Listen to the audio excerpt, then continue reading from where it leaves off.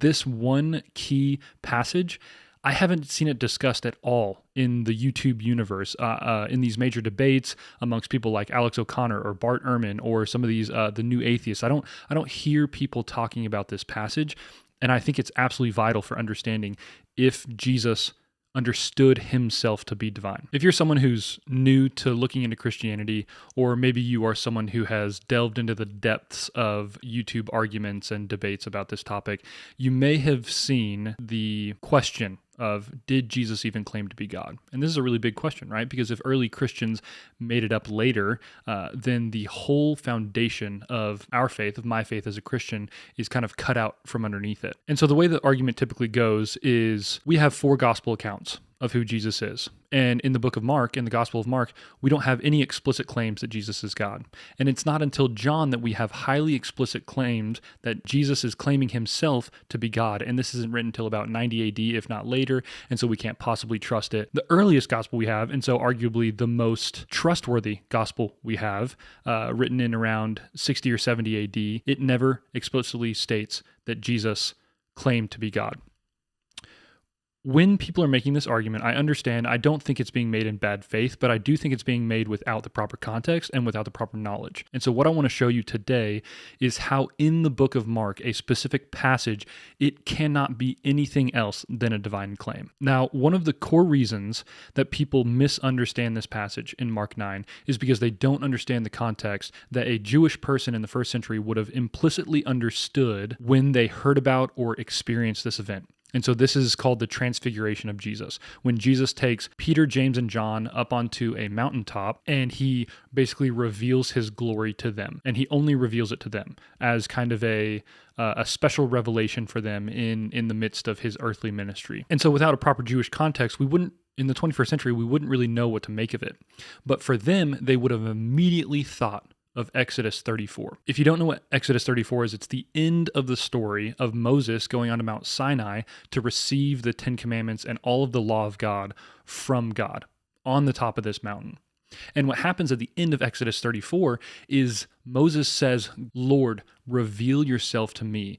And God responds, I can't reveal all of myself to you. No man can handle that, otherwise they will perish, but I will show you a tiny bit of myself. I will pass my presence before you, but I'll hide you behind a rock, and you can look at the back of me, basically. And so the Lord passes by, and Moses is just awestruck by his glory. He bows down and he worships the Lord, and then that's when the Lord gives him the 10 Commandments for the second time, because the first time he destroyed the tablets. I won't get into that. And Moses brings them down the mountain back to the Israelite people. And when Moses gets down to the Israelite people, they can't even look at him in the face, because he is just radiant. His face is shining so bright that they can't stare at him.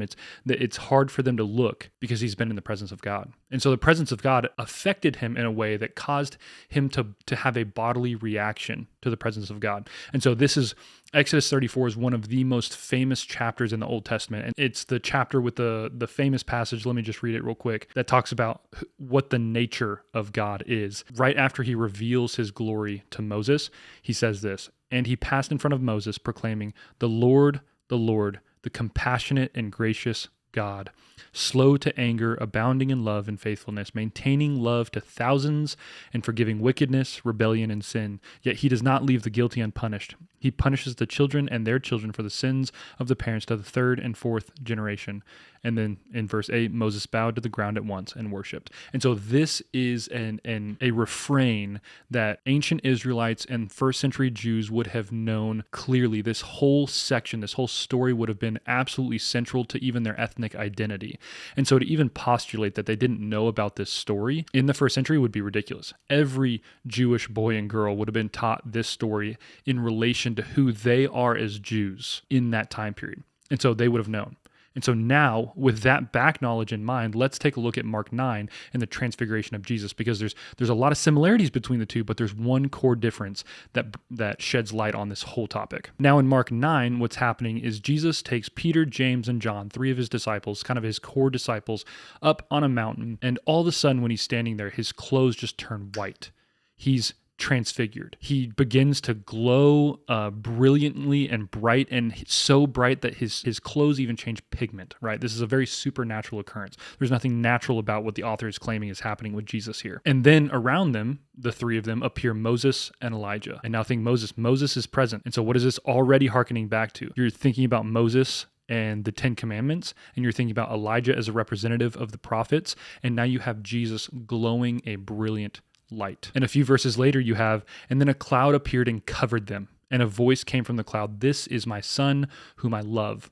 Listen to him." So you see a lot of similarities between the Mount Sinai story and this story, where it's on a high mountain. Jews would all understand meant that there's going to be an encounter with God. You see the cloud come down, that's the Father, and it's the same at Mount Sinai. The continuous representation all throughout Exodus when Moses is meeting with God is a cloud comes down and touches the top of the mountain where Moses is. So you see the cloud coming down, you see Moses is present, and you see Jesus glowing radiantly in the same way that Moses glowed in the Old Testament. But here's the key difference. On Mount Sinai, when Moses glowed, it was a borrowed glory. He was borrowing that glory. He was borrowing this brightness from God. But what happens in Mark is a clear difference. When Jesus glows, it's before the clouds come. It's before the Father reveals himself on the mountaintop. Jesus glows first. Then Elijah shows up, then Moses shows up, and then the Father shows up and declares, "This is my son. Listen to him." And so whereas Moses has borrowed glory, Jesus has innate glory. He has innate divinity within himself. And so what he's doing, he's not borrowing glory from the Father and shining it on everyone else.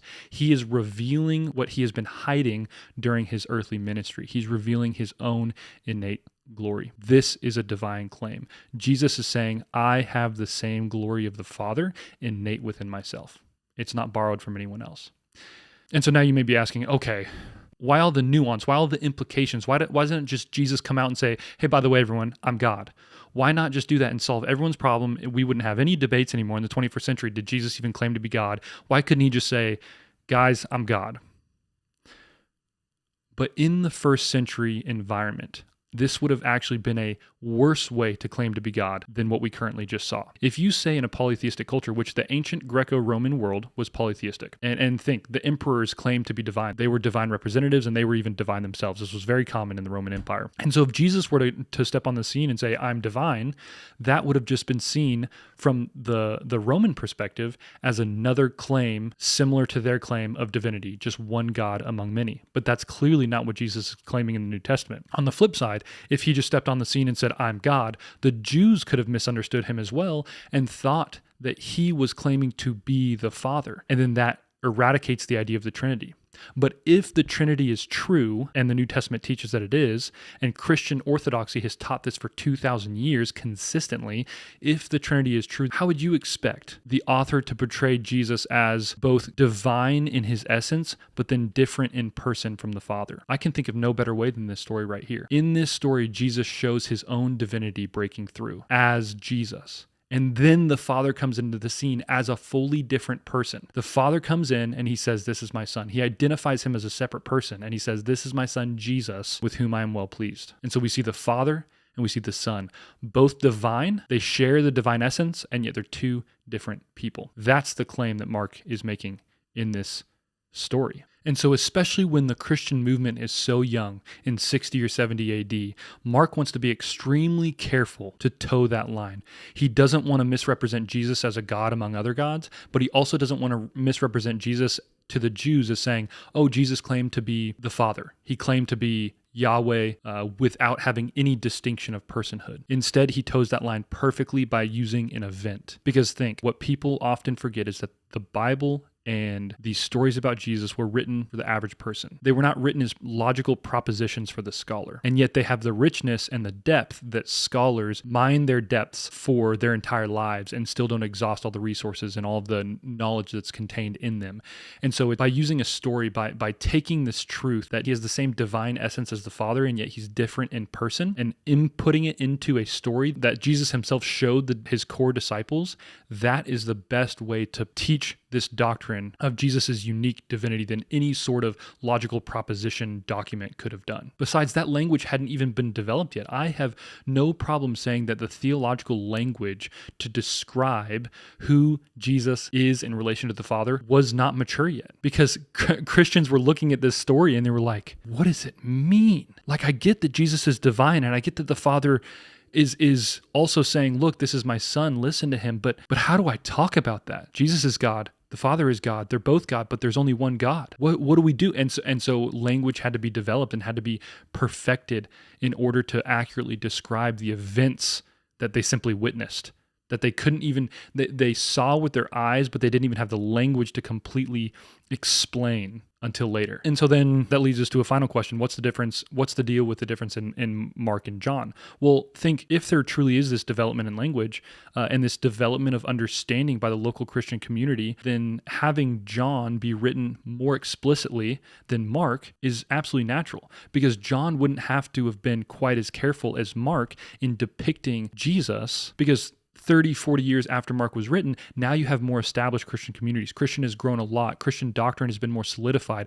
The canon of Scripture has been ratified more fully. And so you have all the documents. John isn't scared of someone getting a hold of only the book of John and saying, oh, what is this all about? You have the whole canon of Scripture already present. And so now John can add some of the different stories and teachings of Jesus that would have been very confusing when they experienced them in Jesus' life.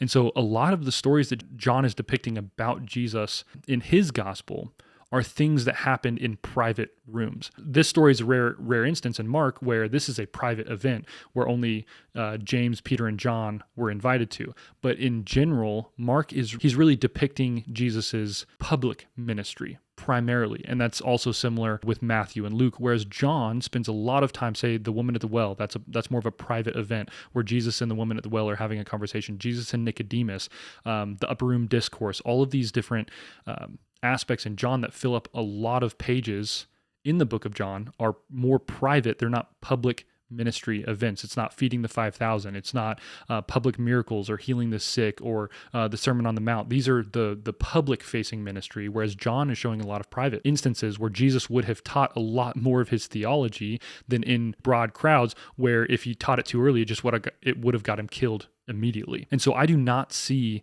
this sort of stark contrast in theology between Mark and John that many people want to postulate exists, because as you see in Mark, there is no better explanation for the transfiguration than a uniquely divine claim. And so obviously this is not everything I could say on the topic, but I do feel like this one particular situation is widely ignored. And I don't know why. I want to give people the benefit of the doubt. Maybe it's just a lack of knowledge, a lack of understanding of the actual text of the New Testament, or maybe it just hasn't been articulated in this way on YouTube before. But I do believe it's a strong argument for the divinity of Jesus, and that Mark, by explaining this story that maybe he doesn't even fully understand yet, but he is depicting the story as it's been revealed, most likely to Peter himself on that mountaintop. And so if you're someone who's looking into Christianity for the first time, welcome. I've got several videos already that are kind of geared towards the question of is Christianity even reasonable to believe in? I don't think it can be proved without a doubt, but I think when you combine the reasonableness of it with its usefulness, with life change, where you can truly experience the love of Jesus in your life, these two things combined really provide a powerful argument for the trustworthiness and the validity of the Christian faith. And if you're one of those people who's seen all the arguments online of different people, like I said, I like to watch Alex O'Connor, I like to watch Bart Ehrman, and other people who are kind of in this field making these arguments. I would love to hear your thoughts. Have you heard someone else talk about this passage in relation to whether or not Jesus claimed to be divine? If so, I would love for you to put a link in the comments, and I'd love to go check it out and see what they have to say. But as far as I know, I haven't seen it. Other than that, thanks again for watching. I will see you in the next one, fools.